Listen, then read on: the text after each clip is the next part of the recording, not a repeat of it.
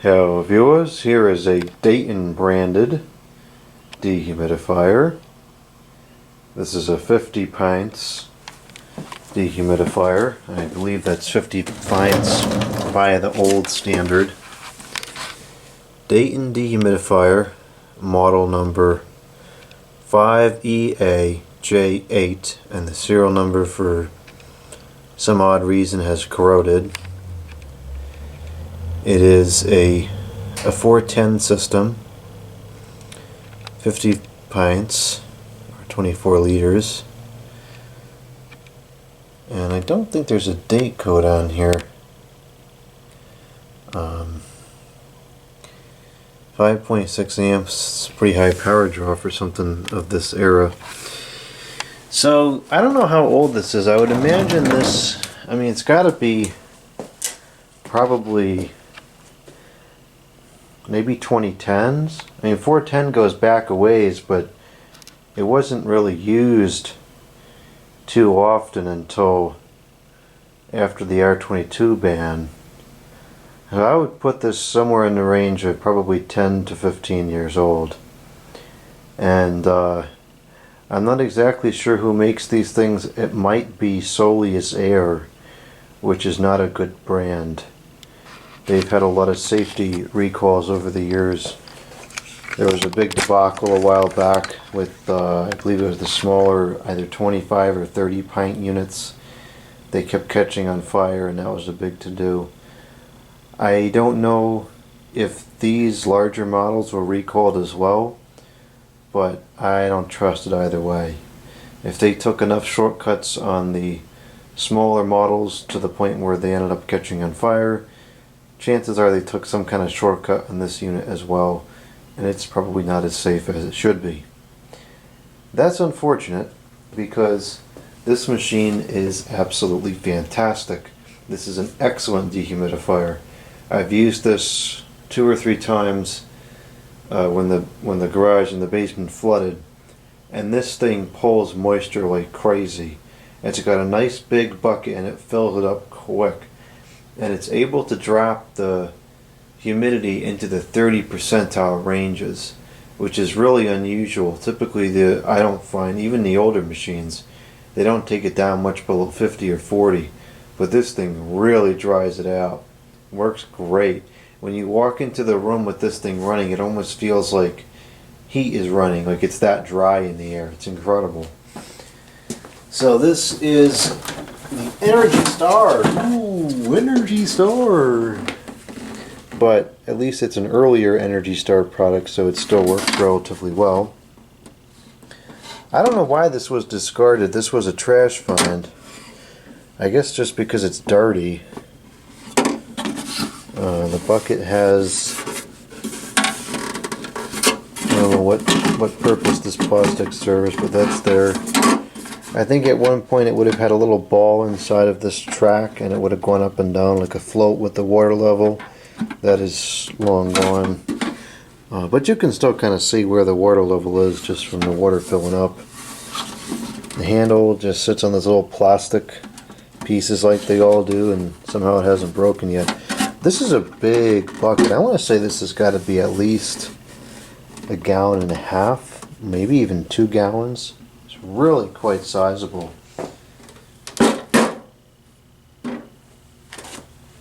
Take a look inside the machine here. There's a schematic.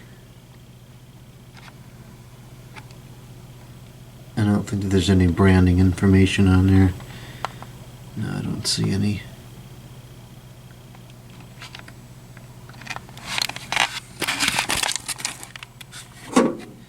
Nothing really to see up there. There's the switch that turns the machine off when it's full. It's just a styrofoam float. The filter comes out the side here. I cleaned the filter briefly before I used it, but it needs to be cleaned better. The coils are not too bad. Actually, they're pretty clean. The filter was filthy, so it definitely has some hours on it, but Probably not too many, because I doubt anybody ever cleaned the filter. It certainly didn't look like it. So there's that.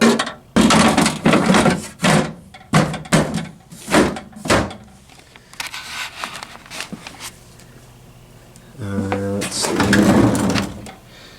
Yeah, that's all the information. There's no date information anywhere. It seems maybe there'll be something inside on the compressor or something. Here's the plug.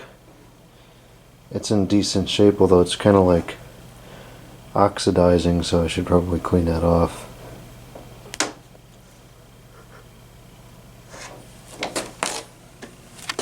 There's the fan and the motor. It is a Welling motor, so it's a known brand. And actually the fan is not all that dirty. There's a little bit of dust on there, maybe it's mold, I don't know. And then the controls, which they're electronic controls, but they're at least fairly intuitive. And I actually kind of like these, the layout of this control set. It's pretty reasonable controls. You got the fan speeds, the humidity setting, the full indicator, and the continue button, and the power. I mean, some of the stuff is a little weird, like continue. That's not super intuitive as to what that is. But I don't know, it's not bad. So let me get a cord out. I need an extension here. And plug this thing in. It worked. I know it worked. I never checked the power draw or anything like that. So kilowatt meter set up. And we are testing at 118.7 the volts. 2 amps. It's rated at 5.6. So let's go ahead and turn this thing on.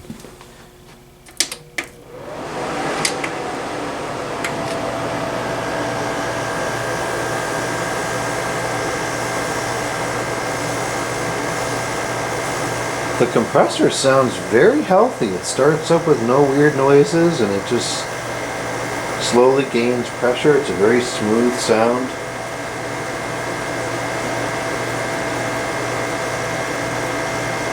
It's going 4.59 amps.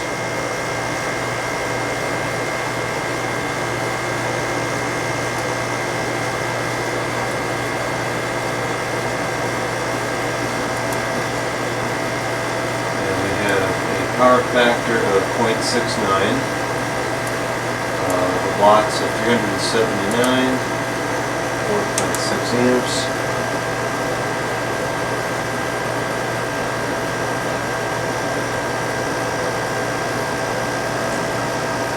And it's got pretty good airflow, and it's reasonably quiet. I mean, you're not going to forget that it's running, but it's fairly easy to tune this out. Yeah, it sounds like it's icing up. It is 63 degrees in here, so it probably is.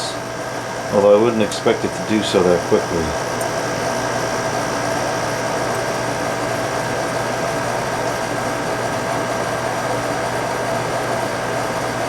You can hear the refrigerant flowing. It's definitely got a full charge, and once it's operating for a few minutes, it's not iced up at all.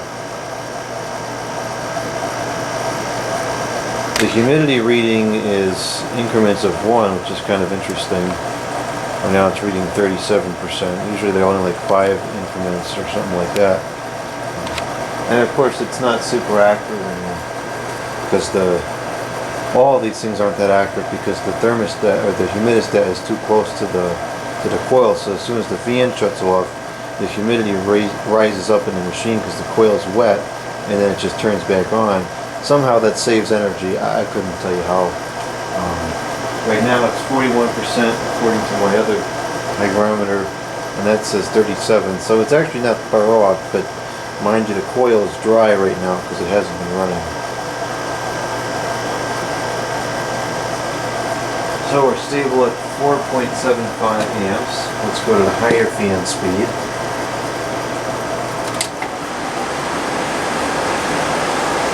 Which is considerably louder.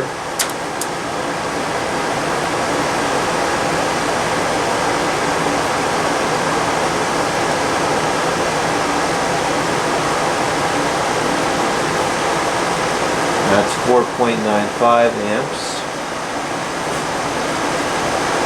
432 watts with a power factor of 0.74.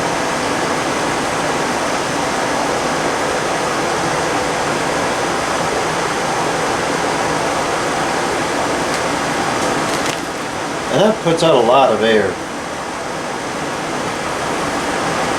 Really, it's a pretty good machine for something made this recently.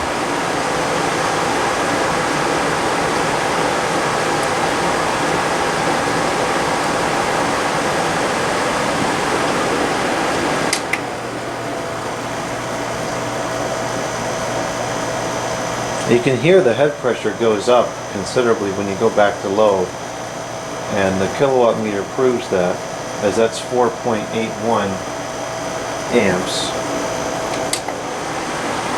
and despite the increase in fan speed, it only goes up to 4.9. So as you've seen with air conditioners too, once you run on high for a minute, the head pressure starts to go down and the power draw starts to go down. So, as one could say about the air conditioners, there's really no reason in theory that you should run this on anything other than high, because that's better for the machine.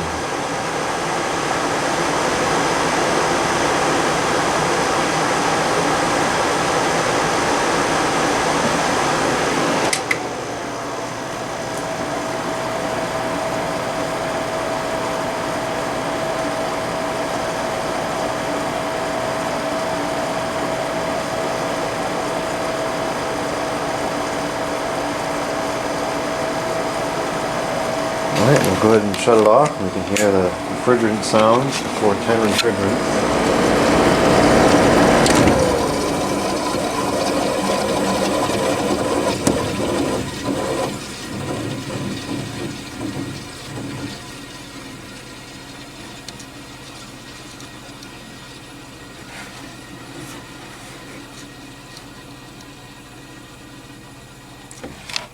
I just realized there might be like a plastic protective film on here or something. I don't know.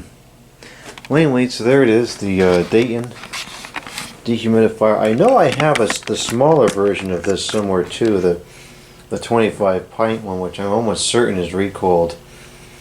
And I think I might also have one of the recalled Soleus Air branded units somewhere as well. So I'll have to dig those out and we'll get videos of those too. And I also want to go through and clean this one, take it apart and clean it out, because I want to use this more, again, only supervised, but it's a really good machine. There's a couple places I'd like to use it.